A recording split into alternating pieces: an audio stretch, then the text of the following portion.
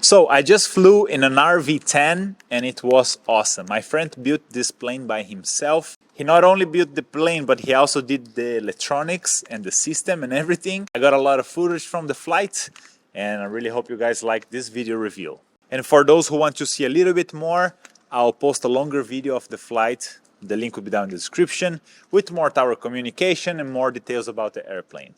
So without further ado, let's jump into it.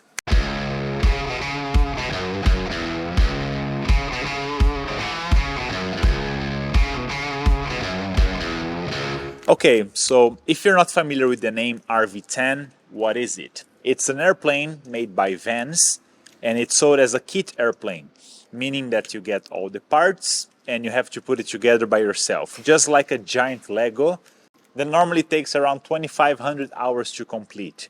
So you need a lot of time, a lot of skills, and probably some friends to help you with the heavier parts. Vans is very known for their aerobatic planes. As a brand, they already sold around 11,000 airplanes, and 1,000 of those are RV-10s. Most of their planes are two-seaters for aerobatic flights. The RV-10 is not rated for aerobatic. You can still pull some very cool steep turns with around 6 Gs. And just like every other Vans aircraft, it is very capable, very fast, and very agile. The RV-10 is a low wing, tricycle gear. I'll make sure I add the numbers while showing you the dimensions. It seats 4 people and it seats them very comfortably. You can easily fit someone 6'3" in the back.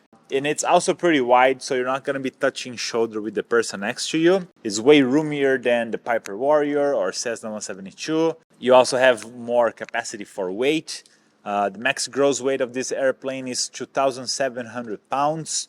And the empty weight starts from around 1,520, depending on the configuration you have, depending on all the electronics you have, depending on the seats you choose, whatever you add into the plane, right? My friend's airplane, empty weight is 1,625, so he has around 1,100 left to do whatever he wants. He can put his friends, baggage, fuel, and go for a flight. His airplane is powered by the IO 540, 260 horsepower with a constant speed prop.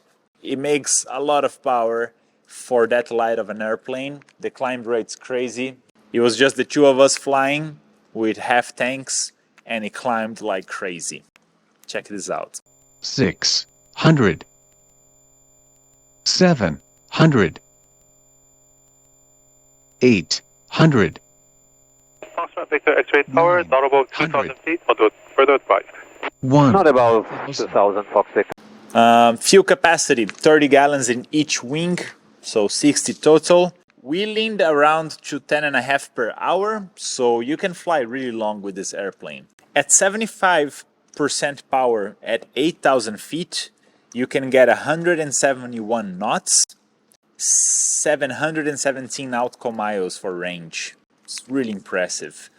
Service ceiling 20,000 feet, and your stall speed will be 55 knots, and your VA is somewhere around 150 knots. So he built his own avionics for this airplane. He told me that when he was checking the options, the Garmin setup would add another 50,000 US dollars to it, and he just decided to build his own because he can, I guess. He is an electrical engineer and designer, so he decided to do his own avionics. The plan was just to do it for himself, but some people saw and liked what he was doing, so he also offers this as a service now for people who are building their own experimental aircrafts to get their avionics done. Okay, you see? Switch fuel tanks. Sure, so we go fuel pump on, watching fuel pressure, fuel flow, switch to the right tank. Watching fuel pressure is okay, fuel flow is okay. Don't worry. Angle. Don't worry. It just tells you that you exceeded 45. You exceeded 45. On 46, it starts to tell you. I'll leave the link for his work here in the description. Maybe if you're planning to build an airplane, you can be his next client. The RV-10 can be compared in many ways to the Cirrus SR22. There's actually a really good video comparing the two aircrafts. I'll link it down in the description. It tells us everything about performance, climb, takeoff, the landing, and all of that stuff. But the difference is the RV-10 costs just a fraction of what the Cirrus costs. So I guess if you factor in the cost of it, it's a better airplane for the money. We flew from Pitt Meadows to Arlington, down in the US, and back here. We didn't really land there, we just flew over Arlington. On our way back, near Abbotsford, we canceled our flight plan. He gave me the controls so I could try to fly a little bit, and it was really fun. I just want to try like a gentle turns to the left and to the right. As long as you know what you do, do it. Okay. Can I bank a little bit more than this? Absolutely. Yeah. So you do now 45 and you do quite stable at 45 right now. It's a very agile airplane, so you only need soft inputs and the airplane will react fast. It's easy to fly, it feels very solid, and it's just fun to fly overall. On our flight, we were flying at 4,500 feet, and if I'm not wrong, the power settings were 2,400 RPM, 19.5 inches, and we were doing 145 through, which is really good, especially when you compare with the Cessnas or the Piper Warrior I fly. And we were only burning 10.5 gallons an hour, so the fuel consumption is not even that high for the speed you're getting, you know? You're getting the same speed as this airplane, but only burning half of the fuel. So it's really impressive. So I had a lot of fun in this flight. I really hope you guys liked this video and the shots we got. Again, if you want to see more of the flight, I'll put a link down in the description for the longer version with more radio communication, more details about the airplane and everything. If you have a cool airplane and you live in the Lower Mainland area, let me know. I would love to do a video review about your airplane. We don't even have to fly.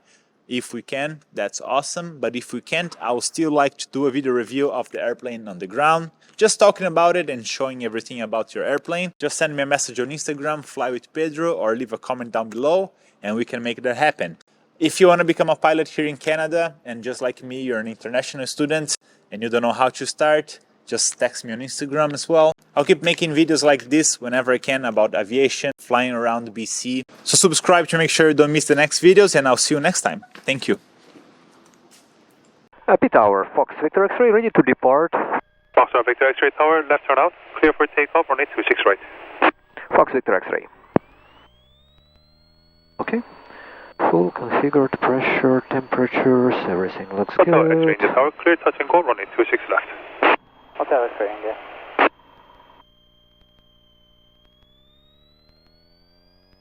Oh, wow.